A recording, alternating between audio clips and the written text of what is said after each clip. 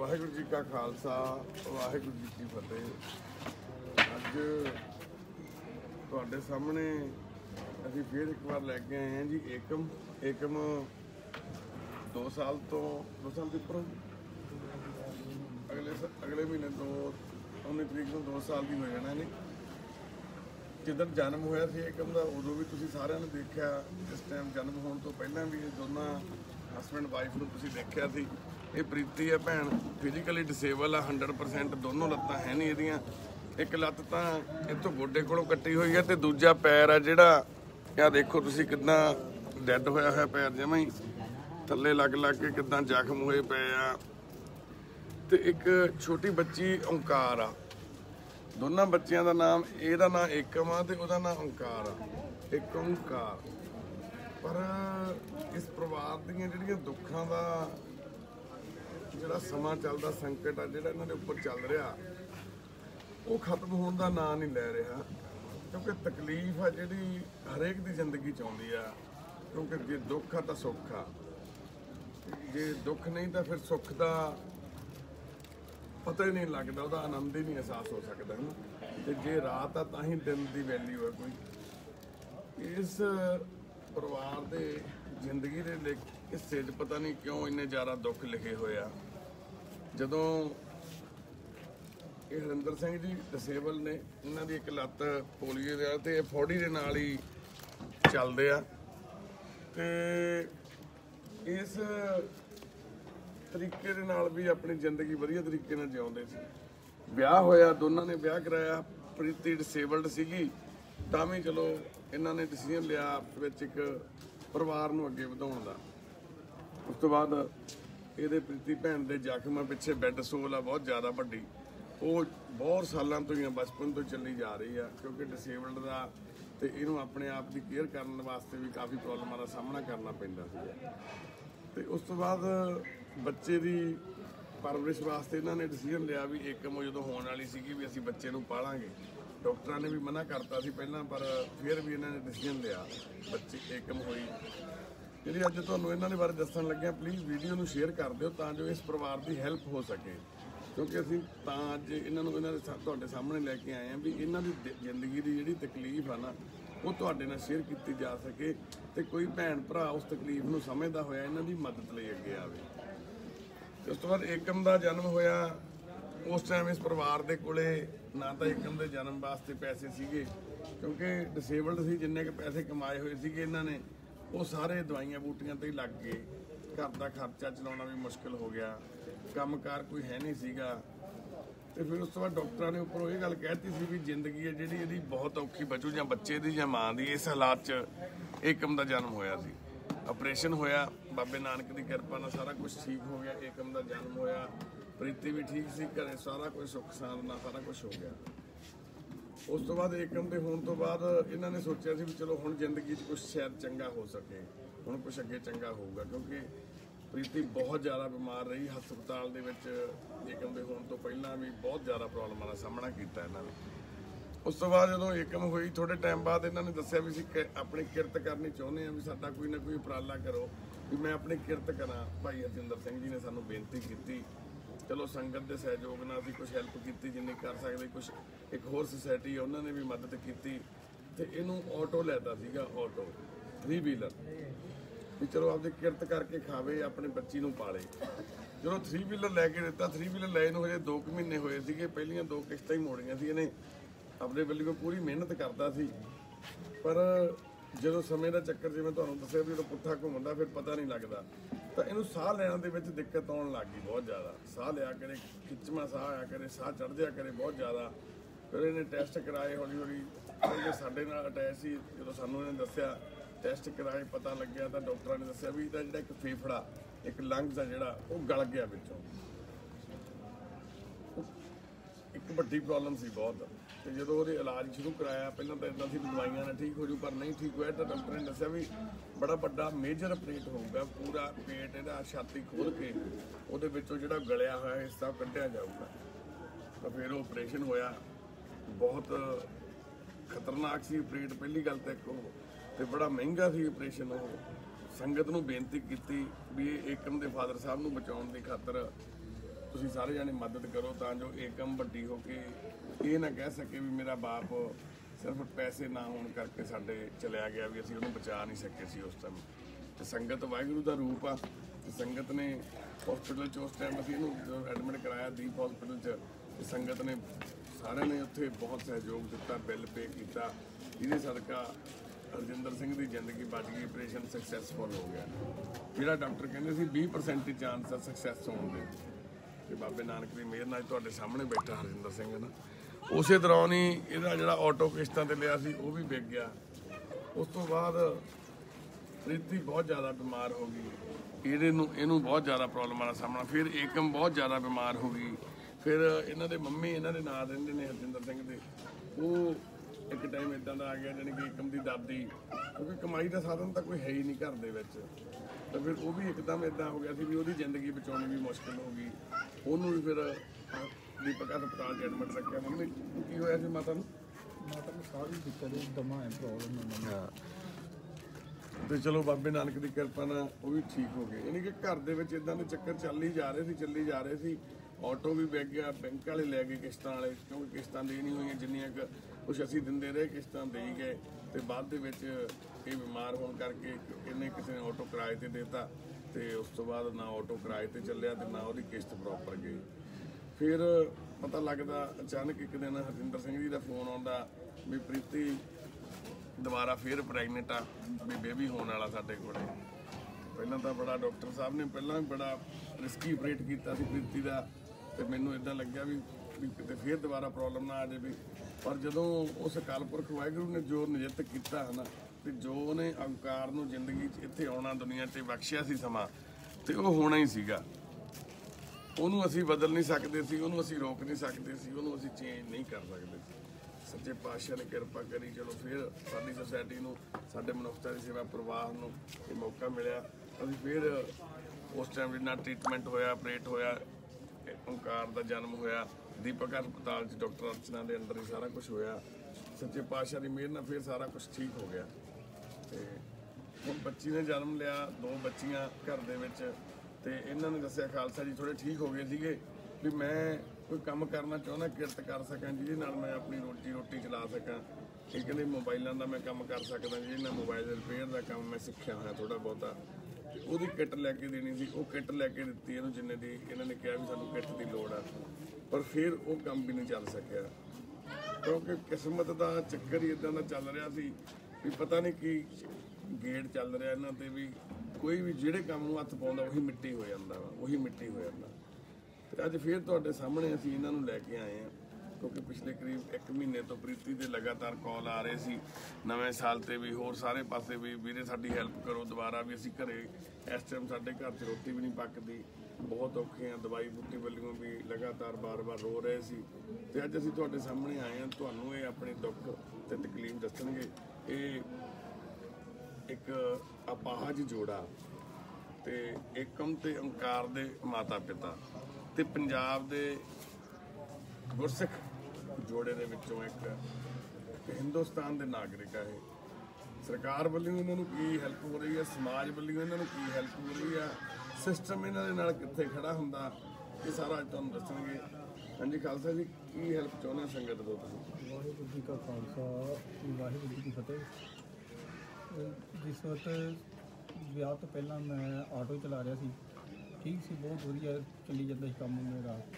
ਵਿਆਹ ਤੋਂ ਬਾਅਦ ਜਿਸ ਦਿਨ ਸਾਡੀ ਮੈਰਿਜ ਹੋਈ ਆ, ਉਸ ਦਿਨ ਜਦੋਂ ਅਸੀਂ ਵਿਆਹ 'ਤੇ ਲਾਵਾਂ ਫੇਰੇ ਸਾਡੇ ਹੋਏ, ਤੇ ਇਹ ਦੋਨਾਂ ਲੱਤਾਂ ਤੋਂ ਚੱਲ ਨਹੀਂ ਸਕਦੀ ਸੀ। ਤੇ ਮੇਰੇ ਵੱਡੇ ਜੀਜਾ ਜੀ ਨੇ ਇਹਨਾਂ ਨੂੰ ਜਦੋਂ ਚੱਕਿਆ ਤਾਂ ਇਹਨਾਂ ਦਾ ਬਾਥਰੂਮ ਵਿੱਚ ਨਿਕਲ ਗਿਆ। ਘਰ ਚਲੋ ਪਹੁੰਚੇ, ਘਰ ਆਣ ਕੇ ਸਾਰੇ ਰਿਸ਼ਤੇਦਾਰ ਮੈਨੂੰ ਕਹਿਣ ਲੱਗੇ ਭਈ ਇਹਨੂੰ ਇੱਦਾਂ ਕਰੀਏ, ਇਹਨੂੰ ਵਾਪਸ ਭੇਜ ਦਈਏ, ਆਪਾਂ ਨਹੀਂ ਇਹਨੂੰ ਰੱਖਣਾ। ਤੇ ਲੇਕਿਨ ਮੇਰਾ ਨਹੀਂ ਮਨ ਮੰਨਿਆ ਕਿ ਗੁਰੂ ਗ੍ਰੰਥ ਸਾਹਿਬ ਮਹਾਰਾਜ ਦੀ ਹਾਜ਼ਰੀ ਦੇ ਵਿੱਚ ਅਸੀਂ ਆਨੰਦ ਕਾਰਜ ਸਾਡੇ ਹੋਏ ਆ, ਗੁਰੂ ਤੋਂ ਬਮੁੱਖ ਨਹੀਂ ਹੋਣਾ। ਮਹਾਰਾਜ ਨੇ ਬਾਣੀ ਦੇ ਵਿੱਚ ਵੀ ਲਿਖਿਆ ਹੈ ਕਿ ਬਾਹਾਂ ਜਿੰਨਾ ਕੀ ਪਕੜੀਏ, ਸਿਰ ਦੀਜੇ ਬਾਹਾਂ ਨਾ ਛੱਡੀਏ। ਬਸ ਇਹੀ ਮਨ ਦੇ ਵਿੱਚ ਸੀ, ਤੇ ਮੈਂ ਜੀ ਨਹੀਂ, ਮੈਂ ਇਹਨੂੰ ਛੱਡ ਨਹੀਂ ਸਕਦਾ। ਲੇਕਿਨ ਪ੍ਰੀਤੀ ਦੇ ਪੈਰ ਦੇ ਵਿੱਚ ਜਦੋਂ ਇਹ ਵਿਆਹ ਕੇ ਆਈ ਸੀ, ਇਹਦੇ ਪੈਰ ਦੇ ਉੱਤੇ ਕਾਫੀ ਪੱਟੀ ਬੰਨੀ ਹੋਈ ਸੀ, ਜਿਹੜਾ ਪੈਰ ਇੱਕ ਹੈਗਾ ਕੰਮ ਨਹੀਂ ਕਰਦਾ। ਉਹ ਦੱਸਦੀ ਹੈ ਕਿ ਕਰੀਬ 6 ਮਹੀਨਿਆਂ ਤੋਂ ਉਹ ਪੈਰ ਦੇ ਉੱਤੇ ਜ਼ਖਮ ਹੈਗਾ ਸੀ। ਉਹਦੇ ਤੇ 2 ਟਾਈਮ ਪੱਟੀ ਹੁੰਦੀ ਸੀ, 300 ਰੁਪਏ ਦੀ ਸਵੇਰੇ, 300 ਰੁਪਏ ਦੀ ਸ਼ਾਮ ਨੂੰ, ਤੇ ਕਰੀਬ ਇੰਨੇ ਕੁ ਪੈਸੇ ਆਟੋ ਦੇ ਵਿੱਚ ਕਮਾਏ ਜਾਂਦੇ ਸੀ। ਤੇ ਮੈਂ ਜਿੰਨੇ ਪੈਸੇ ਸਾਰੇ ਉੱਤੇ ਲਾਏ ਗਿਆ, ਜਿਹੜਾ ਥੋੜ੍ਹਾ ਬਹੁਤ ਬਚਣਾ ਆਪਣਾ ਥੋੜ੍ਹਾ ਬਹੁਤ ਰੋਟੀ ਪਾਣੀ ਦਾ ਆਪਣਾ ਗੁਜ਼ਾਰਾ ਕਰਦੇ ਰਹੇ। ਕਿ ਪੈਸਾ ਨਹੀਂ ਕੋਈ ਇੰਨਾ ਜਮ੍ਹਾਂ ਹੁੰਦਾ ਸੀ ਕਿ ਜਿਹੜਾ ਅਸੀਂ ਕਹੀਏ ਕਿ ਅਸੀਂ ਸਾਨੂੰ ਕੁਝ ਹੋਰ ਕਰ ਸਕੀਏ। ਉਸ ਤੋਂ ਬਾਅਦ ਇਹਦੇ ਪੈਰ ਦੇ ਤੇ ਮੈਨੂੰ ਇਹ ਸੀ ਕਿ ਚਲੋ ਇਹਦੀ ਲੱਤ ਸ਼ਾਇਦ ਲਵਾ ਕੇ ਤੇ ਇਹ ਤੁਰ ਸਕੇ ਸ਼ਾਇਦ। ਅਸੀਂ CMC ਹਸਪੀਟਲ ਗਏ, ਉਹਨਾਂ ਨੇ ਦੱਸਿਆ ਕਿ ਭਈ ਇਹਨਾਂ ਦੇ ਪੇਟ ਤੇ ਜਿਹੜੀ ਰਸੋਲੀ ਆ ਜਮਾਂਦੂ ਆ ਤੇ ਇਹਨਾਂ ਨੂੰ ਬਾਥਰੂਮ ਦਾ ਨਹੀਂ ਪਤਾ ਲੱਗਦਾ। ਤੇ ਉਸ ਵੇਲੇ ਡਾਕਟਰ ਨੇ ਡਾਕਟਰ ਨੇ ਸਾਨੂੰ ਇਹ ਦੱਸਿਆ ਕਿ ਦੁਨੀਆ ਦੇ ਉੱਤੇ ਐਸੀ ਕੋਈ ਨਹੀਂ ਹੈਗੀ ਚੀਜ਼ ਕਿ ਜਿਹੜੀ ਇਹ ਕਦੀ ਮਾਂ ਬਣ ਸਕੇ, ਇਹ ਕਦੀ ਮਾਂ ਨਹੀਂ ਬਣ ਸਕੂਗੀ। ਇਹਦੇ 'ਚ ਬੜੀਆਂ ਪ੍ਰੋਬਲਮਾਂ ਐਸੀਆਂ ਹੈਗੀਆਂ ਕਿ ਕਦੀ ਮਾਂ ਨਹੀਂ ਬਣੂਗੀ। ਉਸ ਵਕਤ ਮਨ 'ਚ ਵਿਰਾਗ ਬੜਾ ਆਇਆ ਕਿ ਇਹ ਸੋਚਿਆ ਕਿ ਚਲੋ ਰੱਬ ਸਾਨੂੰ ਕੋਈ ਜੀਅ ਦੇ ਦੂਗਾ, ਸਾਨੂੰ ਕੋਈ ਸਾਂਭਣ ਵਾਲਾ ਹੋਊਗਾ। ਚਲੋ ਰੋਂਦੇ ਰੋਂਦੇ ਅਸੀਂ ਘਰ ਆਏ, ਫਿਰ ਆਖਿਆ ਕਿ ਚਲੋ ਜਿਨ੍ਹਾਂ ਲੋਕਾਂ ਦੇ ਨਹੀਂ ਹੁੰਦੇ ਤੇ ਉਹ ਵੀ ਗੁਜ਼ਾਰਾ ਕਰਦੇ ਹੀ ਆ, ਚਲੋ ਸਾਡਾ ਵੀ ਕੋਈ ਨਹੀਂ, ਜੇ ਨਹੀਂ ਹੋਗਾ ਤਾਂ ਰੱਬ ਤਾਂ ਹੈਗਾ ਹੀ ਆ। ਚਲੋ ਮਹਾਰਾਜ ਨੇ ਕਿਰਪਾ ਕੀਤੀ। ਕਰੀਬ ਸਾਲ 1.5 ਸਾਲ ਬਾਅਦ ਏਕਮ ਪੈਦਾ ਹੋਈ। ਏਕਮ ਜਦੋਂ ਪੈਦਾ ਹੋਈ ਸੀ, ਡਾਕਟਰ ਨੇ ਅਸੀਂ ਸਿਵਲ ਹਸਪੀਟਲ ਜਿੰਨੀ ਔਕਾਤ ਸੀ ਔਕਾਤ ਦੇ ਮੁਤਾਬਿਕ ਸਿਵਲ ਹਸਪੀਟਲ ਲੈ ਗਏ। ਡਾਕਟਰ ਨੇ ਸਾਨੂੰ ਆਖਿਆ ਕਿ ਸ਼ਾਮ ਨੂੰ ਬੱਚਾ ਹੋ ਜਾਏਗਾ ਤੇ ਕੋਈ ਨਹੀਂ ਗੱਲ, ਚਿੰਤਾ ਲੈਣ ਦੀ ਕੋਈ ਗੱਲ ਨਹੀਂ ਹੈਗੀ, ਆਰਾਮ ਨਾਲ ਕੋਈ ਨਹੀਂ ਨੋਰਮਲ ਡਿਲੀਵਰੀ ਹੋਵੇਗੀ। ਅਸੀਂ ਆਪਣੇ ਕੱਪੜੇ ਬੱਚੇ ਦੇ ਵਾਸਤੇ ਲੈਣ ਵਾਸਤੇ ਘਰ ਚਲ ਗਏ। ਘਰੋਂ ਵਾਪਸ ਆਇਆ, ਡਾਕਟਰ ਨੇ ਬੁਲਾਇਆ ਮੈਨੂੰ, ਕਹਿੰਦੇ ਜੀ ਕਿ ਇਹਨਾਂ ਦਾ ਬਲੱਡ ਪ੍ਰੈਸ਼ਰ ਜਿਹੜਾ ਕੰਟਰੋਲ ਨਹੀਂ ਹੋ ਰਿਹਾ ਤੇ ਸਾਨੂੰ ਅਸੀਂ ਕੁਝ ਨਹੀਂ ਕਰ ਸਕਦੇ, ਜਾਂ ਇਹਨੂੰ PGI ਲੈ ਜਾਓ ਤੇ ਜਾਂ ਪਟਿਆਲੇ ਲੈ ਜਾਓ। 10 ਮਿੰਟਾਂ ਦੇ ਵਿੱਚ ਇਹਨਾਂ ਨੂੰ ਕਿਸੇ ਨਾ ਕਿਸੇ ਪਾਸੇ ਸ਼ਿਫਟ ਕਰੋ, ਨਹੀਂ ਤੇ ਇਹਨਾਂ ਦੀ ਬਲੱਡ ਪ੍ਰੈਸ਼ਰ ਜ਼ਿਆਦਾ ਵੱਧ ਜਾਣਾ ਹੈ ਤੇ ਮੌਤ ਹੋ ਜਾਣੀ ਬੱਚੇ ਦੀ ਤੇ ਮਾਂ ਦੀ। ਉਸ ਵਕਤ ਫਿਰ ਮੈਨੂੰ ਕੁਝ ਨਹੀਂ ਸੁਝਿਆ, ਬਸ ਅਕਾਲ ਪੁਰਖ ਤੇ ਵਿਸ਼ਵਾਸ ਰੱਖ ਕੇ ਮੈਨੂੰ ਤੁਸੀਂ ਇਹਨਾਂ ਨੂੰ ਛੁੱਟੀ ਦੇ ਦਿਓ। ਉਹ ਕਹਿੰਦੇ ਤੁਸੀਂ ਸਾਨੂੰ ਲਿਖ ਕੇ ਦੇ ਦਿਓ ਕਿ ਅਸੀਂ ਆਪਣੀ ਮਰਜ਼ੀ ਨਾਲ ਛੁੱਟੀ ਲੈ ਰਹੇ ਹਾਂ। ਛੁੱਟੀ ਕਰਵਾ ਲਈ ਜੀ। ਉਸ ਵਕਤ ਸਿਲਪੀ ਹਸਪੀਟਲ ਥੋੜ੍ਹੇ ਬਹੁਤੇ ਇਹਨਾਂ ਦੇ ਟੈਸਟ ਵਗੈਰਾ ਕਰਵਾਉਣਾ ਰਹਿਣਾ ਸੀ, ਉੱਥੇ ਗੱਲ ਕੀਤੀ। ਉਹ ਕਹਿੰਦੇ ਠੀਕ ਹੈ ਲੈ ਕੇ ਆ ਜਾਓ, ਕਰੀਬ 40 ਤੋਂ 50 ਹਜ਼ਾਰ ਰੁਪਏ ਦਾ ਕਰੀਬ ਖਰਚਾ ਤੁਸੀਂ ਲਾ ਕੇ ਤੁਰ ਪਾਓਗੇ। ਜੋ ਖਰਚਾ ਪੁੱਛਿਆ, ਮੇਰੀ ਜੇਬ 'ਚ 5,000 ਰੁਪਏ ਸੀ, ਮੈਂ 40-50 ਹਜ਼ਾਰ ਤੱਕ ਸੋਚ ਸਕਦਾ ਸੀ। ਇੱਕ ਵਾਰ ਅਸ਼ਵਨੀ ਅੰਕਲ ਜੀ ਦੇ ਘਰ ਦੇ ਇਹਨਾਂ ਨੂੰ ਮਿਲੇ ਸਿਵਲ ਹਸਪੀਟਲ, ਇਹਨਾਂ ਕੋਲ ਨੰਬਰ ਸੀ ਤੇ ਕਹਿੰਦੀ ਕਿ ਉੱਥੇ ਗੱਲ ਕਰਕੇ ਵੇਖੀਏ ਆਪਾਂ। ਉਸ ਵਕਤ ਫਿਰ ਬਾਈ ਜੀ ਹਰਾਂ ਨਾਲ ਗੱਲ ਹੋਈ। 7:30 ਵਜੇ ਕਰੀਬ ਅਸੀਂ ਦੀਪਕ ਹਸਪੀਟਲ ਪਹੁੰਚੇ। 9:30 ਵਜੇ ਕਰੀਬ ਏਕਮ ਹੋ ਗਈ, 19 ਤਰੀਕ ਨੂੰ 19 ਫਰਵਰੀ 2018 ਨੂੰ। ਤੇ ਉਸ ਵਕਤ ਜੋ ਕੁਝ ਹੈਗਾ ਸੀ, ਜਿਹੜੀ ਮੈਂ ਦੁਕਾਨ ਤੇ ਕੰਮ ਕਰਦਾ ਸੀ ਮੁੜ ਕੇ, ਕਿਉਂਕਿ ਮੇਰੇ ਕੋਲ ਪੈਸੇ ਖਤਮ ਹੋ ਚੁੱਕੇ ਸਾਰੇ, ਦੁਕਾਨ ਤੇ ਨੌਕਰੀ ਕਰਦਾ ਸੀ। ਉਹ ਏਕਮ ਨੂੰ ਜਿੱਦਣ ਲੈਣ ਜਾਣਾ ਸੀ ਤੇ ਉਦੋਂ ਨੂੰ ਕਰੀਬ ਐਤਵਾਰ ਸੀ ਮੇਰੇ ਖਿਆਲ, ਤੇ ਉਹ ਕਹਿੰਦਾ ਸੀ ਐਤਵਾਰ ਦੀ ਦੁਕਾਨ ਤੇ ਗਾਹਕੀ ਹੁੰਦੀ। ਮੈਂ ਜੀ ਭਾਈ ਮੈਂ ਆਪਣੀ ਵਾਈਫ ਨੂੰ ਲੈਣ ਜਾਣਾ, ਕਿ ਮੇਰਾ ਕਿਹੜਾ ਹੋਰ ਕੋਈ ਹੈਗਾ ਜਿਹੜਾ ਮੈਂ ਕਿਸੇ ਨੂੰ ਕਹਿ ਦੂੰਗਾ। ਤੇ ਉਹ ਕਹਿੰਦੇ ਨਹੀਂ ਜੀ ਫਿਰ ਤੂੰ ਇਸ ਤਰ੍ਹਾਂ ਕਰਕੇ ਆਪਣੇ ਕੰਮ ਦਾ ਸੋਚ ਲਾ, ਅਸੀਂ ਨਹੀਂ ਤੈਨੂੰ ਰੱਖ ਸਕਦੇ। ਫਿਰ ਕਾਫੀ ਸਟਰਗਲ ਕੀਤੀ ਲੇਕਿਨ ਨੌਕਰੀ ਨਹੀਂ ਕਿਸੇ ਪਾਸੇ ਮੈਨੂੰ ਮਿਲੀ ਤੇ ਹਾਲਾਤ ਉਸ ਵਕਤ ਕਾਫੀ ਮਾੜੇ ਮੇਰੇ ਹੋ ਗਏ। ਫਿਰ ਬਾਈ ਜੀ ਹੋਰਾਂ ਨੂੰ ਮੈਂ ਦੱਸਿਆ ਕਿ ਮੈਨੂੰ ਇਸ ਤਰ੍ਹਾਂ ਕਿ ਮੈਂ ਆਟੋ ਚਲਾਉਂਦਾ ਰਿਹਾ ਪਹਿਲਾਂ, ਜੇ ਕਿਤੇ ਕਿਸੇ ਤਰੀਕੇ ਨਾਲ ਕੋਈ ਹੈਲਪ ਹੋ ਜੇ ਤੇ ਚਲੋ ਮੇਰਾ ਰੋਟੀ ਆਪ ਕਮਾ ਕੇ ਮੈਂ ਖਾਣ ਵਾਲਾ ਬਣਾਂਗਾ। ਫਿਰ ਜਿਸ ਤਰ੍ਹਾਂ ਬਾਈ ਜੀ ਹੋਰਾਂ ਨੇ ਦੱਸਿਆ ਕਿ ਆਟੋ ਵੀ ਲਿਆ, ਸਭ ਕੁਝ ਹੋਇਆ ਲੇਕਿਨ ਕੁਛ ਨਹੀਂ। ਲੇਕਿਨ ਇਸ ਵਕਤ ਮੇਰੇ ਹਾਲਾਤ ਫਿਰ ਐਸੇ ਆ, ਮੈਂ 25,000 ਰੁਪਇਆ ਕਿਸੇ ਕੋਲ ਲੋਨ ਲੈ ਲਿਆ ਕਿ ਮੈਂ ਆਪਣਾ ਚੱਲ ਥੋੜ੍ਹਾ ਬਹੁਤਾ ਕੋਈ ਨਾ ਕੋਈ ਕੰਮ ਸ਼ੁਰੂ ਕਰ ਲਾਂ। ਉਹ 25,000 ਰੁਪਇਆ 10,000 ਰੁਪਇਆ ਪਹਿਲਾਂ ਫੜਿਆ ਸੀ ਮੈਂ ਆਟੋ ਠੀਕ ਕਰਨ ਵਾਸਤੇ, ਉਹ 10,000 ਦਾ ਉਹਨੇ 20,000 ਬਣਾ ਤਾ। 20,000 ਉਹਨੂੰ ਲੈ ਗਿਆ, 5,000 ਦਾ ਘਰੇ ਥੋੜ੍ਹਾ ਬਹੁਤਾ ਖਰਚਾ ਹੋ ਗਿਆ, ਮੇਰੇ ਕੋਲ ਪੈਸਾ ਫੇਰ ਨਹੀਂ ਬਚਿਆ। ਹੁਣ 25,000 ਦਾ 54,000 ਬਣਾ ਕੇ ਬੈਠਾ ਹੈ। ਤਾਂ ਉਹ ਕਹਿੰਦਾ ਵੀ ਮੈਂ ਤੇਰੀਆਂ ਬੱਚੀਆਂ ਲੈ ਜਾਣੀਆਂ ਚੱਕ ਕੇ ਆਪੇ ਮੁੜ ਕੇ ਪੈਸੇ।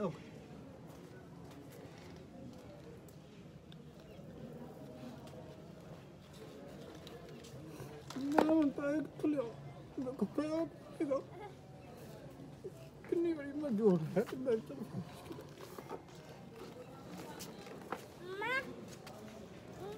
ਹੌਸਲਾ ਰੱਖ, ਕੋਈ ਗੱਲ ਹੌਸਲਾ ਰੱਖ।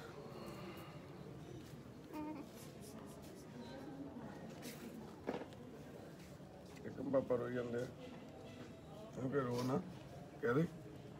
ਏਕਮ ਪਾਪਾ ਨੂੰ ਕਹਿ ਰੋ ਨਾ ਕਹਿ ਦੇ।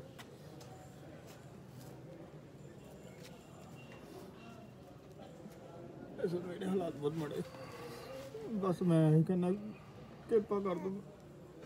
ਮੈਂ ਗੁਰੂ ਤੋਂ ਤੇ ਸਾਧ ਸੰਗਤ ਤੋਂ ਇਲਾਵਾ ਹੋਰ ਕੋਈ ਨਹੀਂ ਉੱਤੇ।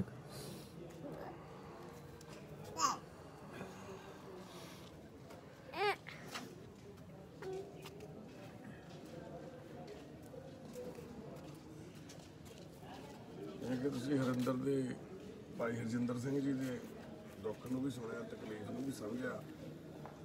ਕਿ ਅੱਜ ਇਨਸਾਨ ਇਸ ਲੈਵਲ ਤੇ ਪਹੁੰਚ ਗਿਆ ਵੀ ਇੱਕ ਡਿਸੇਬਲਡ ਬੰਦੇ ਨੇ ਸਰਕਾਰ ਦੀ ਜ਼ਿੰਮੇਵਾਰੀ ਬਣਦੀ ਹੈ ਸਾਡੇ ਸਿਸਟਮ ਦੀ, ਇਹਨਾਂ ਦੇ ਲਈ ਕੁਝ ਕਰਨ ਦੀ, ਵੈਲਫੇਅਰ ਦੇਣ ਦੀ। ਕੈਨੇਡਾ ਅਮਰੀਕਾ ਨੂੰ ਲੋਕ ਕਿਉਂ ਭੱਜਦੇ ਨੇ? ਉੱਥੇ ਸਰਕਾਰਾਂ ਆਪਣੀ ਜ਼ਿੰਮੇਵਾਰੀ ਸਮਝਦੀਆਂ, ਉੱਥੇ ਮਨੁੱਖਤਾ ਦੀ ਸੇਵਾ ਸਰਕਾਰਾਂ ਕਰਦੀਆਂ ਵਾ। ਇਹਨਾਂ ਲਈ ਪੈਨਸ਼ਨ ਦਾ ਕੀ ਪ੍ਰਾਵਧਾਨ ਆ ਉਹ ਵੀ ਤੁਸੀਂ ਸੁਣੋ। ਕਿੰਨੀ ਪੈਨਸ਼ਨ ਮਿਲਦੀ ਤੁਹਾਨੂੰ ਕੋਈ ਸਰਕਾਰ ਤੌਰ ਤੇ? 2 ਮਹੀਨੇ ਹੋ ਗਏ ਸ਼ੁਰੂ ਹੋਈ ਨੂੰ। ਹਾਂ 750 ਰੁਪਏ। 750 ਰੁਪਇਆ ਇੱਕ ਬੰਦੇ ਦੀ, ਡਿਸੇਬਲਡ ਬੰਦੇ ਦੀ ਪੈਨਸ਼ਨ ਆ।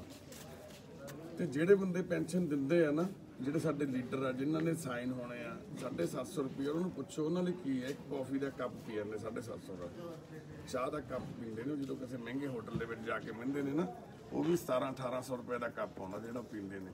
ਇੱਕ ਗਰੀਬ ਬੰਦੇ ਲਈ, ਇੱਕ ਡਿਸੇਬਲਡ ਬੰਦੇ ਲਈ 750 ਰੁਪਇਆ ਮਹੀਨੇ ਦੀ ਪੈਨਸ਼ਨ ਆ। ਇੱਕ ਮਜ਼ਾਕ ਨਹੀਂ ਤਾਂ ਹੋਰ ਕੀ ਹੈ।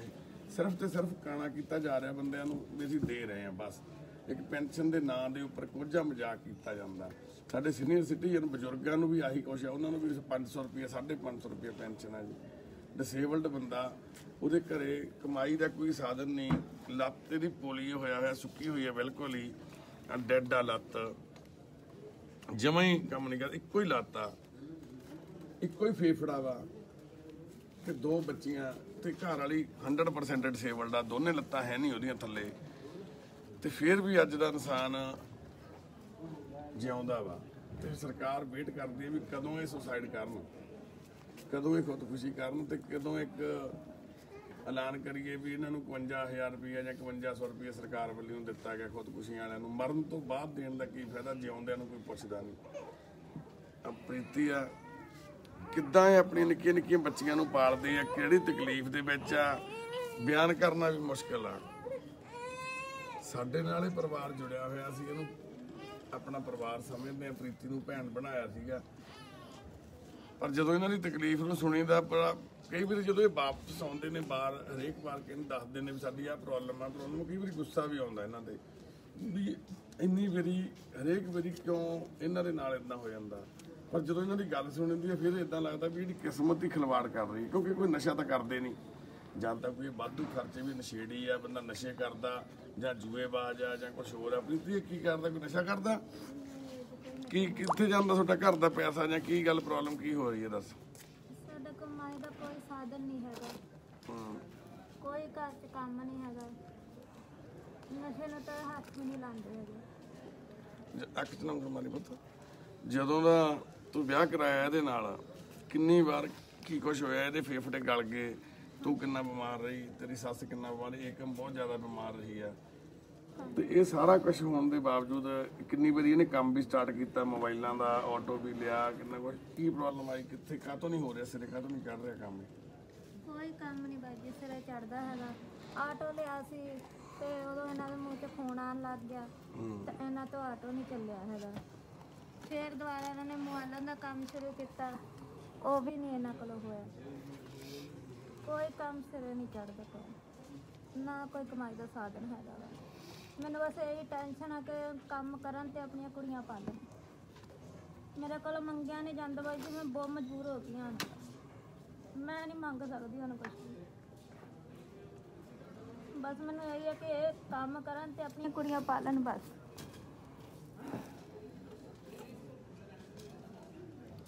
ਤੇ ਸੰਗਤ ਨੂੰ ਅਸੀਂ ਪੁੱਛਦੇ ਹਾਂ, ਕਿਉਂਕਿ ਸੰਗਤ ਹੀ ਵਾਹਿਗੁਰੂ ਦਾ ਰੂਪ ਆ, ਵੀ ਕਿੱਥੇ ਜਾਣ ਇਹ ਡਿਸੇਬਲਡ ਬੰਦੇ ਅੱਜ ਦੇ ਸਮੇਂ ਦੇ ਵਿੱਚ। ਇੱਕ ਡਿਸੇਬਲਡ ਜੋੜਾ ਜਿਹੜਾ 100% ਅਪਾਹਜ ਆ, ਤੇ ਜਿਨ੍ਹਾਂ ਦੇ 2 ਬੱਚੀਆਂ ਰੱਬ ਵਰਗੀਆਂ, ਇੰਨੀਆਂ ਸੋਹਣੇ ਬੱਚੇ ਨੇ, ਇੱਕ ਦਾ ਨਾਂ ਏਕਮ ਆ, ਇੱਕ ਦਾ ਨਾਂ ਓਂਕਾਰ ਆ। ਤੇ ਕਿਹੜੇ ਚੌਂਕ 'ਚ ਬੈਠੇ ਨੇ ਇਹ, ਕਿੱਥੋਂ ਇਹ ਭੀਖ ਮੰਗਣ? ਕਦੋਂ ਸਾਡੀ ਸਰਕਾਰ ਨੂੰ ਸਮਝ ਆਊ, ਸਾਡੇ ਸਿਸਟਮ ਨੂੰ ਸਮਝ ਆਊ?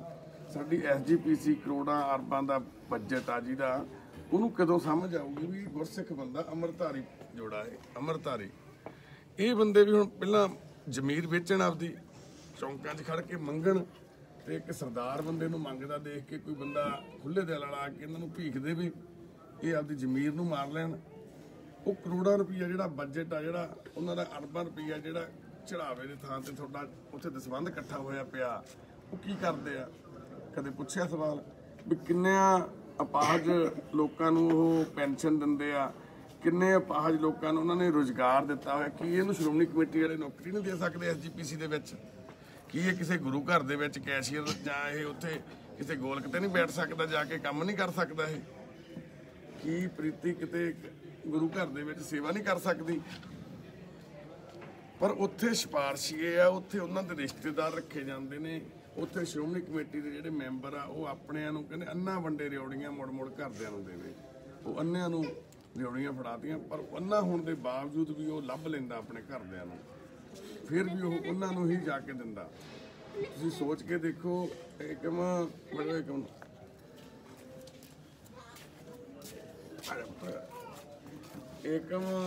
ਦੇ ਵੀ ਕੁਛ ਅਰਮਾਨ ਨੇ, ਇਹਦੇ ਵੀ ਬੱਚੀ ਦੇ ਕੁਛ ਇਹਦੀਆਂ ਵੀ, ਇਹ ਵੀ ਚਾਹੁੰਦੀ ਹੋਵੇ ਦੂਜੇ ਬੱਚਿਆਂ ਨੂੰ ਮੈਨੂੰ ਵੀ ਸਾਈਕਲ ਮਿਲੇ, ਖਿਡੌਣੇ ਮਿਲਣ, ਤੇ ਇਹ ਵੀ ਚਾਹੁੰਦੀ ਹੈ ਮੇਰੇ ਪਾਪਾ ਮੈਨੂੰ ਕਿਤੇ ਲੈ ਕੇ ਜਾਣ, ਘੁਮਾਉਣ, ਕੁਛ ਖਵਾਉਣ, ਪਰ ਖੁਦ ਘਰ ਦੇ ਵਿੱਚ ਖਾਣ ਦੇ ਵੀ ਲਾਲੇ ਪਏ ਹੋਏ ਨੇ। ਕੁਛ ਰੁਜ਼ਗਾਰ ਦਾ ਸਾਧਨ ਨਹੀਂ ਬਣ ਰਿਹਾ। ਬਿਮਾਰੀਆਂ ਐਡੀਆਂ ਵੱਡੀਆਂ, ਹਜੇ ਵੀ ਇਹਨੂੰ ਸਾਹ ਲੈਣ 'ਚ ਦਿੱਕਤ ਆਉਂਦੀ ਆ, ਕਿਉਂਕਿ ਇੱਕ ਫੇਫੜਾ ਹੈ ਨਹੀਂ, ਖਤਮ ਹੋ ਗਿਆ, ਗਲ ਗਿਆ ਸੀ, ਉਹਨੂੰ ਕੱਢਣਾ ਪਿਆ ਡਾਕਟਰਾਂ ਨੂੰ ਆਪਰੇਟ ਕਰਕੇ। ਤੇ ਇਸ ਹਾਲਾਤ ਦੇ ਵਿੱਚ ਵੀ ਉਹ ਕੰਮ ਕਰਨ ਬਾਰੇ ਕਹਿ ਰਹੇ ਮੈਂ ਕੁਝ ਕੰਮ ਕਰਨਾ ਚਾਹੁੰਦਾ, ਮੈਨੂੰ ਰੁਜ਼ਗਾਰ ਦਿੱਤਾ ਜਾਵੇ। ਆਟੋ, ਕਿਉਂਕਿ ਕਹਿੰਦੇ ਵੀ ਜੀ ਕਿੰਨੀ ਕੁ ਛਾਲ ਮਾਰ ਸਕਦਾ ਗਰੀਬ ਬੰਦਾ, ਇਹਦੀ ਸੋਚ ਤਾਂ ਆਟੋ ਤੇ ਜਾ ਕੇ ਖੜ ਗਈ, ਮੈਨੂੰ ਆਟੋ ਹੀ ਲੈ ਦਿਓ, ਚਲੋ ਮੈਂ ਆਟੋ ਦੁਬਾਰਾ ਚਲਾ ਲੂੰ। ਤੇ ਮੈਂ ਇਹਦੇ ਨਾਲ ਇਹੀ ਗੱਲ ਕਰਦਾ ਵੀ ਆਟੋ 'ਚ ਉੱਤੋਂ ਫੇਰ ਨਹੀਂ ਚੱਲਣਾ, ਕਿਉਂਕਿ ਧੂੰਆਂ ਚੜ੍ਹਦਾ, ਉਹ ਪੋਲਿਊਟਡ ਆ, ਸਾਰੇ ਸ਼ਹਿਰ 'ਚ ਰਹਿਣਾ ਸਾਰਾ ਦਿਨ, ਤੇ ਉਹ ਫੇਰ ਇਹਨੂੰ ਸਾਹ ਦੀ ਦਿੱਕਤ ਆਉਣ ਲੱਗ ਜਾਂਦੀ ਆ। ਹੁਣ ਵੀ ਤੈਨੂੰ ਸਾਹ ਦੀ ਦਿੱਕਤ ਆਉਂਦੀ? ਠੀਕ ਹੈ, ਜੇ ਦਵਾਈ ਨਾ ਖਾਵਾਂ ਤਾਂ ਮੈਂ ਮੰਜੇ ਤੋਂ ਨਹੀਂ ਉੱਠ ਸਕਦਾ। ਓਕੇ। ਤੇ ਜਦੋਂ ਸਾਹ ਜਿਵੇਂ ਫੈਕਟਰੀ 'ਚ ਲੱਗਿਆ ਸੀ, ਕੀ ਹੋ ਗਿਆ? ਮੇਰਾ ਸਾਹ ਜ਼ਿਆਦਾ ਰੁਕ ਗਿਆ ਸੀ। ਦਵਾਈ ਖਾਣ ਨਹੀਂ ਅਸਰ ਕਰਦੀ ਸੀ। ਫਿਰ ਡਾਕਟਰ ਸਾਹਿਬ ਨੇ ਇਹ ਕਿਹਾ ਕਿ ਤੂੰ ਇਹ ਕੰਮ ਨਹੀਂ ਕਰ ਸਕਦਾ, ਫੈਕਟਰੀ 'ਚ ਕੰਮ ਨਹੀਂ ਕਰਨਾ ਤੂੰ। 4 ਦਿਨ ਹੀ ਗਿਆ ਸੀ ਇੱਥੇ, 4 ਦਿਨਾਂ ਬਾਅਦ ਮੁੜ ਕੇ ਐਡਮਿਟ ਰਿਹਾ, ਮੁੜ ਕੇ ਫੇਰ ਪੱਕਾ। ਕੀ ਕਰੇ ਇੱਕ ਇਹ ਅੱਜ ਦਾ ਇਨਸਾਨ ਜਿਹੜਾ ਰੱਬ ਦੀ ਮਾਰ ਝੱਲ ਰਿਹਾ, ਕਿਉਂਕਿ ਡਿਸੇਬਲ ਜਨਮ ਤੋਂ ਇਹਨੂੰ ਪੋਲੀਓ ਹੋਇਆ, ਵੀ ਸਾਡੀਆਂ ਸਰਕਾਰਾਂ ਦੀਆਂ ਗਲਤੀਆਂ। ਪੋਲੀਓ ਦੀਆਂ ਬੂੰਦਾਂ ਦਾ ਪਲਾਈ ਜਾਂਦੇ, ਪੋਲੀਓ ਹਜੇ ਤੱਕ ਖਤਮ ਨਹੀਂ ਹੋਇਆ। ਇਹਦੀਆਂ ਵੀ ਦੋਨੋਂ ਲੱਤਾਂ ਪੋਲੀਓ ਦੇ ਕਰਕੇ ਇਹ ਪ੍ਰੋਬਲਮ 'ਚ ਆਈ ਹੋਈ ਹੈ ਬੱਚੀ। ਪਰ ਇਹਨਾਂ ਦੋਨਾਂ ਨੇ ਡਿਸੇਬਲਡ ਹੋਣ ਦੇ ਬਾਵਜੂਦ ਵੀ ਵਿਆਹ ਕਰਾਇਆ, ਗ੍ਰਸਤੀ ਜੀਵਨ ਨੂੰ ਅਪਣਾਇਆ। ਫਿਰ ਕਿੱਡੀ ਡੇਅਰਿੰਗ ਗੱਲ ਆ ਵੀ ਇਹਨਾਂ ਨੇ ਬੱਚੀ ਨੂੰ ਜਨਮ ਦਿੱਤਾ, ਫਿਰ ਅੱਜ ਉਹਨਾਂ ਨੂੰ ਪਾਲਣ ਲਈ ਵੀ ਤਿਆਰ ਬੈਠੇ ਵੀ ਅਸੀਂ ਪਾਲਣਾ ਚਾਹੁੰਦੇ ਹਾਂ। ਤੇ ਫਿਰ ਇਹਨਾਂ ਨੂੰ ਕੋਈ ਟਰੈਕ ਕੌਣ ਦੇਊਗਾ? ਹੁਣ ਕੀ ਇਹਨਾਂ ਕੋਲ ਇੱਕੋ ਹੀ ਇੱਕ ਤਰੀਕਾ ਵੀ ਭੀਖ ਮੰਗਣ? ਇਹਨਾਂ ਕੋਲ ਇੱਕੋ ਹੀ ਇੱਕ ਤਰੀਕਾ ਵੀ ਇਹ ਚੌਂਕ 'ਚ ਬਹਿ ਜਾਣ ਵੀਲ ਚੇਅਰ ਤੇ ਮੂਹਰੇ ਕੱਪੜਾ ਵਿਛਾ ਲੈਣ ਤੇ ਤੁਹਾਤੋਂ ਭੀਖ ਮੰਗਣ। ਤੇ ਉਹ ਸਰਕਾਰ ਦੇ ਵਿੱਚ ਬੈਠੇ ਸਾਡੇ ਨੁਮਾਇੰਦੇ, ਸਰਕਾਰ ਦੇ ਵਿੱਚ ਬੈਠੇ ਸਾਡੇ ਅਫਸਰਸ਼ਾਹੀਆਂ ਜਿਹੜੀਆਂ ਮਲਾਈਆਂ ਖਾ ਰਹੇ ਨੇ ਲੋਕ, ਉਹਨਾਂ ਦੇ 10-10 ਰੁਪਈਆਂ ਦੇ ਮੁਤਾਜ ਨੇ। ਉਹ ਚੌਂਕ 'ਚ ਬੈਠਿਆਂ ਨੂੰ ਇਹਨੂੰ 10 ਰੁਪਏ ਦੇ ਕੇ ਜਾਣ। ਅੱਜ ਦਾ ਗੁਰਸਿੱਖ ਜੋੜਾ, ਅੱਜ ਦੇ ਸਾਡੇ ਪੰਜਾਬ ਦੇ ਵਿੱਚ ਆਹ ਹਾਲਾਤ ਪੈਦਾ ਹੋਏ ਆ। ਇਹ ਕੋਈ ਯੂਪੀ, ਬਿਹਾਰ, ਅਸਾਮ, ਕੋਈ ਆਂਧਰਾ ਪ੍ਰਦੇਸ਼ ਤੋਂ ਨਹੀਂ ਆਏ ਹੋਏ ਇੱਥੇ, ਇਹ ਪੰਜਾਬ ਦੇ ਵਸਿੰਦੇ ਆ। ਅੰਮ੍ਰਿਤਸਰ ਤਰਨਤਾਰਨ ਡਿਸਟ੍ਰਿਕਟ ਹੋ? ਹਾਂਜੀ, ਤਰਨਤਾਰਨ ਭਿੱਖੀਵਿੰਡ ਬੈਂਕਾ ਪਿੰਡ। ਭਿੱਖੀਵਿੰਡ ਬੈਂਕਾ ਪਿੰਡ, ਉੱਥੋਂ ਇਹ ਰੁਜ਼ਗਾਰ ਦੇ ਚੱਕਰ 'ਚ ਇੱਥੇ ਆਇਆ। ਸਾਰੀ ਪਹਿਲਾਂ ਜ਼ਿੰਦਗੀ ਜਿਹੜੀ ਬਚਪਨ ਵਾਲੀ ਆ ਉਹ ਦਲ ਪੰਥ ਦੇ ਵਿੱਚ ਕੱਢੀ, ਟਕਸਾਲ ਦੇ ਵਿੱਚ ਰਿਹਾ ਇਹ ਵੀਰ। ਯਾਨੀ ਕਿ ਕੁਝ ਲਫ਼ਜ਼ ਨਹੀਂ ਬਚਦੇ ਕਹਿਣ ਨੂੰ, ਬੜੀ ਸ਼ਰਮ ਆਉਂਦੀ ਹੈ, ਕਿਉਂਕਿ ਇੰਨੀ ਵਾਰ ਤੁਹਾਨੂੰ ਤਾਂ ਬਹੁਤ ਵਾਰੀ ਅਸੀਂ ਲਾਹਨਤਾਂ ਪਾ ਹਟੇ ਹਾਂ, ਪਰ ਕੋਈ ਫਰਕ ਨਹੀਂ ਪੈਂਦਾ। ਪਰ ਇਸ ਪਰਿਵਾਰ ਲਈ ਤਾਂ ਚਲੋ ਸੰਗਤ ਕਰ ਦੂ ਕੁਛ ਨਾ ਕੁਛ, ਪਰ ਇਦਾਂ ਦੇ ਪਤਾ ਨਹੀਂ ਕਿੰਨੇ ਹੋਰ ਆ ਜਿਹੜੇ ਮਰ ਜਾਂਦੇ ਨੇ, ਇਨਸਾਨੀਅਤ ਨੂੰ ਮਾਰ ਲੈਂਦੇ ਨੇ, ਜ਼ਮੀਰ ਨੂੰ ਮਾਰ ਲੈਂਦੇ ਨੇ, ਭੀਖ ਮੰਗਣ ਲਈ ਮਜਬੂਰ ਹੋ ਜਾਂਦੇ ਨੇ, ਜਾਂ ਇਦਾਂ ਦੀਆਂ ਜ਼ਿੰਦਗੀਆਂ, ਇਦਾਂ ਦੇ ਗੁਰੂ ਘਰ ਦੇ ਨੇੜੇ ਰਹਿੰਦੇ ਆ। ਕਿ ਉਸ ਗੁਰੂ ਘਰ ਦੀ ਕਮੇਟੀ ਨੂੰ ਇਹ ਗੁਰਸਿੱਖ ਜੋੜਾ ਦਿੰਦਾ ਨਹੀਂ, ਇਹ ਦਿਖਾਈ ਨਹੀਂ ਦਿੰਦਾ। ਹੁਣ ਤੱਕ ਅਸੀਂ ਕਰੀਬ ਇਹਨਾਂ ਦੀਆਂ 6-7 ਵਾਰ ਵੀਡੀਓ ਪਾ ਚੁੱਕੇ ਹਾਂ ਸੋਸ਼ਲ ਮੀਡੀਆ ਤੇ। ਕਿ ਸ਼੍ਰੋਮਣੀ ਕਮੇਟੀ ਦਾ ਕੋਈ ਨੁਮਾਇੰਦਾ ਇਹਨਾਂ ਦੇ ਘਰੇ ਆ ਕੇ ਕਹਿ ਨਹੀਂ ਸਕਦਾ ਸੀ ਭਾਈ ਹਰਜਿੰਦਰ ਸਿੰਘ ਜੀ ਦੱਸੋ ਕੀ ਤਕਲੀਫ ਆ, ਤੁਸੀਂ ਲੋਕਾਂ ਮੂਹਰੇ ਇਦਾਂ ਕਹਿੰਦੇ ਹੋ ਵੀ ਤੁਹਾਨੂੰ ਗੁਰਸਿੱਖ ਬੰਦੇ ਹੋ, ਕੀ ਕਰ ਸਕਦੇ ਹੋ ਤੁਸੀਂ, ਦੱਸੋ ਕਿਹੜੀ ਨੌਕਰੀ ਕਰਨੀ ਆ। ਐਸਜੀਪੀਸੀ ਦੇ ਵਿੱਚ ਅਸੀਂ ਤੁਹਾਨੂੰ ਗੁਰੂ ਘਰ ਦੇ ਵਿੱਚ ਨੌਕਰੀ ਦਿੰਦੇ ਹਾਂ, ਤੁਸੀਂ ਗੁਰੂ ਘਰ ਦੀ ਸੇਵਾ ਕਰੋ ਨਾਲੇ। ਪਰ ਨਹੀਂ, ਉਹੀ ਅੰਨਾ ਵੰਡੇ ਰਿਓੜੀਆਂ ਮੁੜ ਘਰਦਿਆਂ ਨੂੰ ਦੇਵੇ। ਉੱਥੇ ਤਾਂ ਐਸਜੀਪੀਸੀ ਮੈਂਬਰਾਂ ਦੇ ਰਿਸ਼ਤੇਦਾਰ ਤੇ ਜਾਂ ਜਿਹੜੇ ਰਿਸ਼ਤੇਦਾਰ ਪਹਿਲਾਂ ਕੰਮ ਕਰ ਰਹੇ ਨੇ ਮੁਲਾਜ਼ਮ, ਉਹਨਾਂ ਦੇ ਰਿਸ਼ਤੇਦਾਰ, ਉਹੀ ਉੱਥੇ ਕੰਮ ਕਰ ਸਕਦੇ ਆ। ਇਹਨੂੰ ਲੋੜ ਆ ਨੌਕਰੀ ਦੀ। ਇਹ ਬੰਦਾ ਗੁਰੂ ਘਰ ਦੇ ਵਿੱਚ ਬੈਠ ਕੇ ਪ੍ਰਸ਼ਾਦ ਵੰਡ ਸਕਦਾ। ਇਹ ਗੁਰੂ ਘਰ ਦੇ ਵਿੱਚ ਜਿਹੜੇ ਤੁਹਾਡੇ ਮੋਟੇ ਕੈਸ਼ ਇਕੱਠੇ ਹੁੰਦੇ ਆ ਨਾ, ਜਿੱਥੇ ਉੱਥੇ ਕਾਊਂਟਰ ਤੇ ਬੈਠ ਕੇ ਕੈਸ਼ ਦੀਆਂ ਪਰਚੀਆਂ ਦੇਖਦੀਆਂ ਕੱਟ ਸਕਦਾ। ਅਸੀਂ ਗੁਰੂ ਘਰਾਂ ਦੇ ਉਲਟ ਨਹੀਂ। ਸਾਨੂੰ ਕਈ ਵੀਰ ਕਹਿੰਦੇ ਵੀ ਗੁਰੂ ਘਰਾਂ ਦੇ ਉਲਟ ਹੋ ਗਏ, ਵੀ ਮਨੁੱਖਤਾ ਦੀ ਸੇਵਾ ਵਾਲੇ ਹਮੇਸ਼ਾ ਗੁਰੂ ਘਰ ਨੂੰ ਨਿੰਦਦੇ ਰਹਿੰਦੇ ਆ। ਨਾ, ਅਸੀਂ ਵਿਰੋਧੀ ਆ ਉਹਨਾਂ ਪ੍ਰਬੰਧਕਾਂ ਦੇ ਜਿਨ੍ਹਾਂ ਦੀ ਸੋਚ ਮਰ ਗਈ। ਅਸੀਂ ਵਿਰੋਧੀ ਆ ਉਹਨਾਂ ਕਮੇਟੀਆਂ ਦੇ ਜਿਹੜੇ ਅੱਖਾਂ ਤੋਂ ਅੰਨੇ ਹੋ ਗਏ। ਅਸੀਂ ਵਿਰੋਧੀ ਆ ਉਹ ਜਿਹੜੇ ਪ੍ਰਧਾਨ, ਜਿਹੜੇ ਕੈਸ਼ੀਅਰ ਬਣੇ ਹੋਏ ਨੇ, ਆਪਣੇ ਢਿੱਡਾਂ 'ਚ ਪਾਈ ਜਾਂਦੇ, ਕਿਸੇ ਹੋਰ ਨੂੰ ਨਹੀਂ ਦਿੰਦੇ। ਜਿਹੜੇ ਗੁਰੂ ਘਰਾਂ ਨੂੰ ਢਾਹ ਉੱਚੇ ਬਣਾਈ ਜਾਂਦੇ, ਸੰਗਮਰਮਰ ਲਾਈ ਜਾਂਦੇ, ਪੱਥਰ ਲਾਈ ਜਾਂਦਾ ਮਹਿੰਗਾ। ਪਰ ਇੱਕ ਇਦਾਂ ਦਾ ਇਨਸਾਨ ਜੇ ਉਸੇ ਗੁਰੂ ਘਰ 'ਚ ਜਾ ਕੇ ਕਹੇ ਵੀ ਗੋਲਕ ਦੇ ਵਿੱਚ ਪਏ ਪੈਸੇ ਮੇਰੇ ਦਸ਼ਮੇਸ਼ ਪਿਤਾ ਦੇ ਆ, ਮੇਰੇ ਗੁਰੂ ਨਾਨਕ ਪਾਤਸ਼ਾਹ ਦੇ ਆ, ਵੀ ਮੈਂ ਲੈਣ ਲੱਗਿਆ, ਤੇ ਉਹਨੂੰ ਕੁੱਟਣਗੇ ਚੋਰ ਕਹਿ ਕੇ। ਕੀ ਉਹਨਾਂ ਦੇ ਬਾਪ ਦੇ ਪੈਸੇ ਆ ਉਹ? ਕੀ ਉਹਨਾਂ ਨੂੰ ਉੱਥੇ ਕੋਈ ਹੱਕ ਦਿੱਤਾ ਕਿਸੇ ਨੇ ਵੀ ਉੱਥੇ ਚੌਕੀਦਾਰਾ ਕਰਨ, ਉਹ ਬੈਠ ਕੇ ਕੁੱਟਣ ਇਦਾਂ ਦੇ ਬੰਦੇ? ਇਹਨਾਂ ਦਾ ਵੀ ਉਨਾ ਹੀ ਹੱਕ ਆ ਉਸ ਗੋਲਕ ਤੇ ਜਿੰਨਾ ਉਹਨਾਂ ਦਾ ਵਾ, ਕਿਉਂਕਿ ਨਾ ਤਾਂ ਉਹਨਾਂ ਦੇ ਬਾਪ ਦੇ ਆ ਜਿਹੜੇ ਪੈਸੇ ਉੱਥੇ ਪਏ ਆ, ਤੇ ਨਾ ਇਹਨਾਂ ਦੇ। ਉਹ ਸਾਰਿਆਂ ਦੇ ਦਸ਼ਮੇਸ਼ ਪਿਤਾ ਦੇ ਆ ਉਹ, ਜਿਹਨੇ ਆਪਣਾ ਆਪ ਵਾਰਤਾ, ਜਿਹਨੇ ਆਪਣਾ ਪਰਿਵਾਰ ਵਾਰਤਾ। ਪਰ ਸਾਡੇ ਲੀਡਰ, ਸਾਡੇ ਨੁਮਾਇੰਦੇ ਕੀ ਵਾਰ ਰਹੇ ਆ ਦੱਸੋ? ਕਿਹੜੀ ਦੇਸ਼ ਦੀ ਜੰਗ 'ਚ ਉਹਨਾਂ ਨੇ ਸ਼ਹੀਦੀਆਂ ਦਿੱਤੀਆਂ? ਕਿੱਥੇ ਉਹਨਾਂ ਨੇ ਕੁਰਬਾਨੀਆਂ ਦਿੱਤੀਆਂ? ਕੀ ਕੀਤਾ ਉਹਨਾਂ ਨੇ? ਸਿਰਫ ਵਜ਼ੀਰੀਆਂ ਹੰਢਾ ਰਹੇ ਨੇ, MLA MP ਬਣ ਰਹੇ ਨੇ, ਵੱਡੇ ਅਹੁਦਿਆਂ ਤੇ ਬੈਠੇ ਨੇ। ਪਰ ਇਦਾਂ ਦੇ ਲੋਕਾਂ ਦਾ ਕੌਣ ਸਾਰ ਲਊ? ਇਦਾਂ ਦੇ ਲੋਕਾਂ ਦੀ ਕੌਣ ਬਾਹ ਫੜੂ ਵੀ ਜਿਹੜੇ ਆਪਣੇ ਬੱਚਿਆਂ ਨੂੰ ਪਾਲਣ ਦੀ ਖਾਤਰ, ਆਪਣੇ ਪਰਿਵਾਰ ਨੂੰ ਚਲਾਉਣ ਦੀ ਖਾਤਰ ਤੁਹਾਡੇ ਮੂਹਰੇ ਹੱਥ ਅੱਡ ਰਹੇ ਨੇ? ਹੁਣੇ ਚੌਂਕ 'ਚ ਖੜ ਕੇ ਹੱਥ ਅੱਡਣ ਤਾਂ ਹੀ ਤੁਹਾਨੂੰ ਦਿਖੂਗਾ। ਸਾਡੀ ਬੇਨਤੀ ਆ, ਇਹਨਾਂ ਦੀ ਹੈਲਪ ਸੱਚੇ ਪਾਤਸ਼ਾਹ ਅੱਗੇ ਅਸੀਂ ਅਰਦਾਸ ਕਰਦੇ ਹਾਂ, ਆਪੇ ਕਰ ਦੇਣਗੇ। ਪਰ ਇਹਨਾਂ ਵਰਗੇ ਜਿਹੜੇ ਹੋਰ ਬਹੁਤ ਨੇ ਜਿਨ੍ਹਾਂ ਦੀ ਤੁਸੀਂ ਮਦਦ ਕਰਨੀ ਹੈ, ਉਹ ਤੁਹਾਡੇ ਗੁਰੂ ਘਰਾਂ 'ਚ ਹੀ ਆਉਂਦੇ ਨੇ ਮੱਥਾ ਟੇਕਣ, ਉੱਥੇ ਬੈਠ ਕੇ ਇੱਕ ਦਿਨ ਗੇਟ ਤੇ ਫਿਰ ਮੰਗਣਾ ਸ਼ੁਰੂ ਕਰ ਦਿੰਦੇ ਨੇ। ਉਹਨਾਂ ਨੂੰ ਉਦੋਂ ਤੱਕ ਮਦਦ ਦਿਓ ਜਦੋਂ ਤੱਕ ਉਹਨਾਂ ਦੀ ਜ਼ਮੀਰ ਜਿਉਂਦੀ ਆ। ਜਦੋਂ ਉਹਨਾਂ ਦੀ ਜ਼ਮੀਰ ਹੀ ਮਰ ਗਈ, ਫਿਰ ਤੁਹਾਡਾ ਦੇਣ ਦਾ ਕੋਈ ਫਾਇਦਾ ਨਹੀਂ। ਸਾਡੀ ਬੇਨਤੀ ਆ ਵੀ ਹਰਜਿੰਦਰ ਸਿੰਘ, ਏਕੋਂ ਤੇ ਅੰਕਾਰ ਤੇ ਪ੍ਰੀਤੀ, ਇਹ ਚਾਰੋਂ ਜਾਣੇ ਆ ਜਿਹੜੇ ਨਾ, ਇਹਨਾਂ ਦੀ ਜ਼ਿੰਦਗੀ ਤਾਂ ਸ਼ਾਇਦ ਬਚ ਹੀ ਜਾਊਗੀ। ਇਹਨਾਂ ਦੀ ਜ਼ਮੀਰ ਨੂੰ ਬਚਾ ਲਈਏ ਆਪਾਂ, ਵੀ ਜ਼ਮੀਰ ਨਾ ਮਰੇ ਇਹਨਾਂ ਦੀ।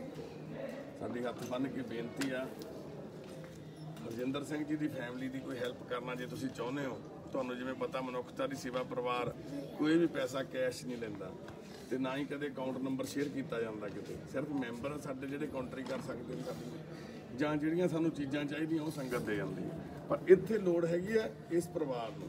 ਤੁਸੀਂ ਆਪਣੇ ਕਿਸੇ ਵੀ ਰਿਸ਼ਤੇਦਾਰ ਦੀ, ਦੋਸਤ ਮਿੱਤਰ ਦੀ ਡਿਊਟੀ ਲਾਓ, ਜਾਂ ਤੁਸੀਂ ਆਪ ਖੁਦ ਆਓ ਇੱਥੇ, ਆ ਕੇ ਇਹਨਾਂ ਨੂੰ ਮਿਲ ਕੇ ਜਿਹੜੀ ਚੀਜ਼ ਇਹਨਾਂ ਨੂੰ ਚਾਹੀਦੀ ਆ ਉਹ ਚੀਜ਼ ਲੈ ਕੇ ਦਿਓ। ਇੱਕ ਆਟੋ ਦੀ ਡਿਮਾਂਡ ਕਰਦੇ ਆ ਵੀ ਇੱਕ ਆਟੋ ਰਿਕਸ਼ਾ 3 ਵੀਲਰ ਇਹਨਾਂ ਨੂੰ ਮਿਲ ਜਾਵੇ, ਉਹ ਚੀਜ਼ ਦੇ ਸਕਦਾ। ਰਾਸ਼ਨ ਅਸੀਂ ਹਰੇਕ ਮਹੀਨੇ ਇਹਨਾਂ ਨੂੰ ਦਿੰਦੇ ਆ, ਇੱਥੋਂ ਰਾਸ਼ਨ ਸਾਡੇ ਕੋਲੋਂ ਲੈ ਕੇ ਜਾਂਦੇ ਨੇ। ਜਿੰਨੀ ਸਾਤੋਂ ਮਦਦ ਹੋ ਸਕਦੀ ਅਸੀਂ ਆਪਦੇ ਵੱਲੋਂ ਪੂਰੀ ਕਰ ਰਹੇ ਹਾਂ। ਪਰ ਜਿਹੜੀ ਹੁਣ ਇਹਨਾਂ ਨੂੰ ਹੈਲਪ ਦੀ ਲੋੜ ਆ, ਇੱਕ ਵਾਰੀ ਡਿੱਗੇ ਹੋਏ ਨੂੰ ਉਠਾਉਣ ਦੀ ਲੋੜ ਆ, ਉਹਦੇ ਵਿੱਚ ਤੁਸੀਂ ਸਾਥ ਦਿਓ ਇਹਦਾ, ਤੇ ਸਾਡੇ ਨਾਲ ਸੰਪਰਕ ਕਰਕੇ ਅਸੀਂ ਤੁਹਾਨੂੰ ਇਸ ਪਰਿਵਾਰ ਨਾਲ ਬਣਾ ਸਕਦੇ ਹਾਂ। ਤੇ ਤੁਸੀਂ ਇਹਨਾਂ ਦੀ ਮਦਦ ਕਰੋ ਤਾਂ ਜੋ ਇਹ ਆਪਣਾ ਰੁਜ਼ਗਾਰ, ਆਪਣੀ ਰੋਜੀ ਰੋਟੀ ਚਲਾ ਸਕਣ, ਆਪਣੇ ਬੱਚਿਆਂ ਨੂੰ ਚੰਗਾ ਭਵਿੱਖ ਦੇ ਸਕਣ, ਏਕਮ ਤੇ ਅੰਕਾਰ ਨੂੰ ਇੱਕ ਚੰਗੀ ਜ਼ਿੰਦਗੀ ਦੇ ਸਕਣ। ਇੰਨੀਆਂ ਕੀ ਬੇਨਤੀਆਂ ਤੇ ਜਾਣਕਾਰੀਆਂ ਤੁਹਾਡੇ ਨਾਲ ਸਾਂਝੀਆਂ ਕਰਨੀਆਂ ਸੀ। ਤੇ ਆ ਏਕਮ ਨੂੰ ਪਤਾ ਹੀ ਨਹੀਂ ਇਹਦੀ ਜ਼ਿੰਦਗੀ ਦੇ ਵਿੱਚ ਕੀ ਕੁਝ ਚੱਲੀ ਜਾ ਰਿਹਾ, ਇਹਨੂੰ ਪਤਾ ਹੀ ਨਹੀਂ ਇਹ ਕਿਹੜੇ ਹਾਲਾਤਾਂ ਦੇ ਵਿੱਚ ਨਿਕਲ ਰਹੇ ਆ ਇਹਦੇ ਪਾਪਾ ਤੇ ਇਹਦੇ ਮੰਮੀ। ਓਂਕਾਰ ਨੂੰ ਪਤਾ ਹੀ ਨਹੀਂਗਾ ਵੀ ਇਸ ਟਾਈਮ ਇਹ ਕਿਹੜੇ ਹਾਲਾਤ ਚੋਂ ਨਿਕਲ ਰਹੀ ਆ। ਪਰ ਇਹਨਾਂ ਲਈ ਇਹ ਜ਼ਿੰਦਗੀ ਦਾ ਜਿਹੜਾ ਸਮਾਂ ਇਸ ਟਾਈਮ ਚੱਲ ਰਿਹਾ, ਉਹ ਬੜਾ ਕਰੂਸ਼ੀਅਲ ਸਮਾਂ ਚੱਲ ਰਿਹਾ, ਬੜਾ ਇੱਕ ਫੈਸਲਾਕੁਨ ਸਮਾਂ ਚੱਲ ਰਿਹਾ। ਇਸ ਟਾਈਮ ਇਹਨਾਂ ਦੀ ਜ਼ਿੰਦਗੀ ਦੇ ਵਿੱਚ ਜੋ ਹੋਊਗਾ ਉਹੀ ਇਹਨਾਂ ਨੂੰ ਅਗਲੀ ਜ਼ਿੰਦਗੀ 'ਚ ਇਹਨਾਂ ਨੇ ਹੰਡਾਉਣਾ। ਤੇ ਇਸ ਟਾਈਮ ਜੋ ਆਪਾਂ ਇਹਨਾਂ ਨੂੰ ਦੇ ਦਾਂਗੇ, ਚਾਹੇ ਭੁੱਖ ਮਰੀ, ਚਾਹੇ ਮਰੀ ਹੋਈ ਜ਼ਮੀਰ, ਤੇ ਚਾਹੇ ਜਿਉਂਦੀ ਜਾਗਦੀ ਜ਼ਮੀਰ, ਉਹੀ ਇਹਨਾਂ ਦੇ ਨਾਲ ਜਾਣਾ ਸਾਰੀ ਜ਼ਿੰਦਗੀ। ਇਸ ਕਰਕੇ ਸਾਡੀ ਬੇਨਤੀ ਆ, ਜੇ ਤੁਸੀਂ ਆਪਣੇ ਬੱਚਿਆਂ ਲਈ ਸੁਪਨੇ ਸਜਾਉਂਦੇ ਹਨ ਤਾਂ ਆਪਣੇ ਗਵਾਂਢੀਆਂ ਦੇ, ਆਪਣੇ ਨਗਰ ਦੇ ਵਿੱਚ ਕਿਸੇ ਲੋੜਵੰਦ ਦੇ ਬੱਚੇ ਦੇ ਸੁਪਨਿਆਂ ਨੂੰ ਵੀ ਜ਼ਰੂਰ ਸਜੋਇਆ ਕਰੋ ਨਾਲ। ਸਾਰਾ ਪਿੰਡ ਭੁੱਖਾ ਨਹੀਂ ਮਰਦਾ ਹੁੰਦਾ, ਸਾਰਾ ਮਹੱਲਾ ਭੁੱਖਾ ਨਹੀਂ ਮਰਦਾ ਹੁੰਦਾ, ਕੋਈ ਇੱਕ ਅੱਧਾ ਪਰਿਵਾਰ ਹੀ ਹੁੰਦਾ ਜਿਹੜਾ ਇਦਾਂ ਦੇ ਹਾਲਾਤਾਂ 'ਚ ਪਹੁੰਚ ਜਾਂਦਾ। ਉਹਨਾਂ ਦੀ ਮਦਦ ਲਈ ਜ਼ਰੂਰ ਅੱਗੇ ਆਇਆ ਕਰੋ, ਉਹਨਾਂ ਦਾ ਸਾਥ ਦਿਆ ਕਰੋ, ਤਾਂ ਜੋ ਉਹਨਾਂ ਨੂੰ ਇਦਾਂ ਦੇ ਹਾਲਾਤਾਂ 'ਚ ਨਾ ਪਹੁੰਚਣਾ ਪਵੇ ਵੀ ਆ ਕੇ ਸੰਗਤ ਨੂੰ ਕਹਿਣਾ ਪਵੇ ਵੀ ਸਾਡੀ ਹੈਲਪ ਕਰੋ। ਪਰ ਅਸੀਂ ਸੰਗਤ ਦਾ ਰੂਪ ਆ ਜਿਹੜਾ ਉਸ ਵਾਹਿਗੁਰੂ ਦਾ ਰੂਪ ਮੰਨਦੇ ਹਾਂ। ਸੱਚੇ ਪਾਤਸ਼ਾਹ ਅੱਗੇ ਅਸੀਂ ਅਰਦਾਸ ਕਰਦੇ ਹਾਂ ਇਹਨਾਂ ਬੱਚੀਆਂ ਖਾਤਰ, ਇਸ ਪਰਿਵਾਰ ਦੇ ਮੈਂਬਰ, ਦੋਨਾਂ ਪਰਿਵਾਰਕ ਮੈਂਬਰਾਂ ਦੀ ਖਾਤਰ ਵੀ ਇਹਨਾਂ ਨੂੰ ਸੱਚੇ ਪਾਤਸ਼ਾਹ ਚੜ੍ਹਦੀ ਕਲਾ ਬਖਸ਼ਣ, ਤੰਦਰੁਸਤੀ ਬਖਸ਼ਣ, ਤਰੱਕੀ ਬਖਸ਼ਣ। ਬਸ ਅਸੀਂ ਇਹੀ ਬੇਨਤੀ ਕਰਦੇ ਸੱਚੇ ਪਾਤਸ਼ਾਹ।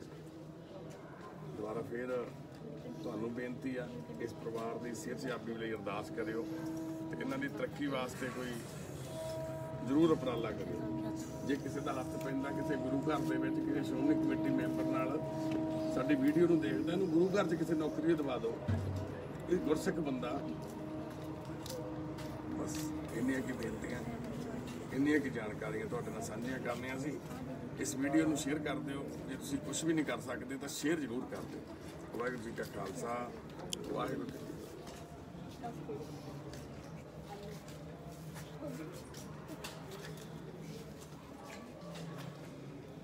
ਹਾਂ ਕਮ